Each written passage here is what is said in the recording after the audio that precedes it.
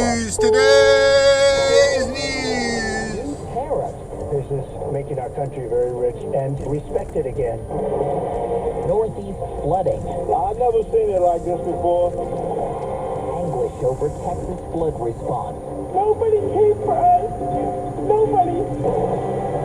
Good morning. I'm Tammy McCormick with the CBS World News Roundup. The deadline to strike a deal on tariffs has come and gone, and President Trump has set August 7th as the date for new tariffs on dozens of countries. It could rock the global economy and cost you more on many items.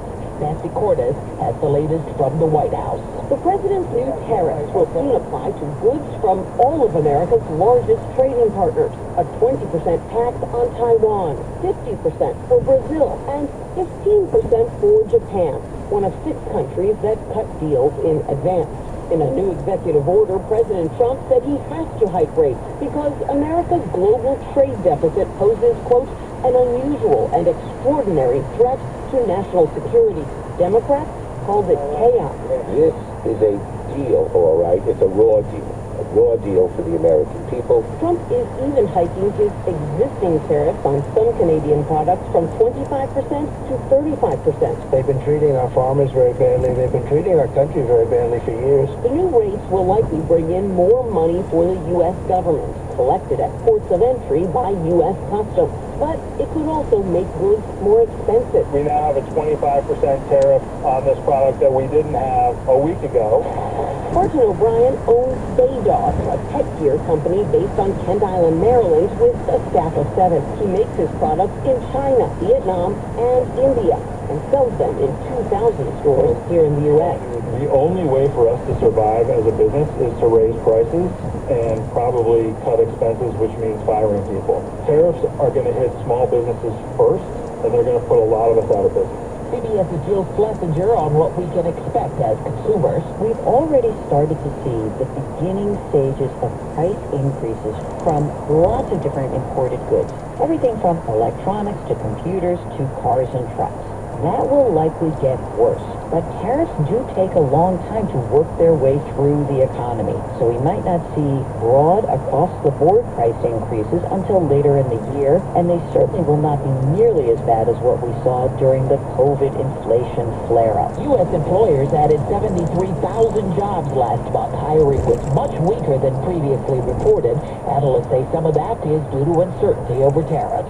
The severe weather in the mid-Atlantic and Northeast led to the death of one child in Maryland. Motorists were rescued from their cars in floodwaters. Flights were canceled.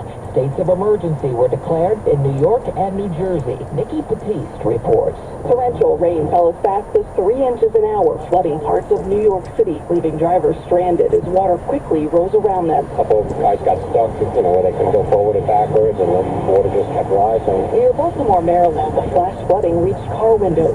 Firefighters had to wade through the waist-deep water to rescue people. There's mother and son's father, and now I have a kid. A 13-year-old boy drowned in Mount Airy after he was swept into a flooded storm drain. The car was extremely strong, according to the guys that were on the scene here. A 28-year-old teacher, Andrew McGann, has now been formally charged in the killings of a couple hiking on a popular trail in Arkansas with their 2 young daughters.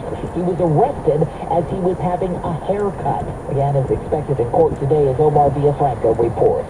Hairstylist Adriana Avalos told us she was cutting McGann's hair when officers surrounded him. I didn't sleep thinking about those girls and knowing that I put my hands on that monster, that I cut his hair. Investigators say McGann stabbed Clinton Brink first, and his wife rushed their daughters, ages 7 and 9, to safety. She returned to help him. Detectives say she was also stabbed to death. They absolutely protected those girls to their fullest extent. They cost them their lives. According to officials, McGann was recently hired to teach in an Arkansas school that hadn't started yet. Time on the roundup, 4 minutes past the hour. Well, that's today's news. Today's news. I didn't hear any good news, did you? I didn't think so. I guess it's all about perspective. The glass is half full. It's 58 degrees in Martinez, California. And I didn't hear any good news. Well, I guess I lost my place in my outro. Well, as always, I want to thank you again for coming along with me on these Dash Cam News adventures. You know the drill. Peace, love, and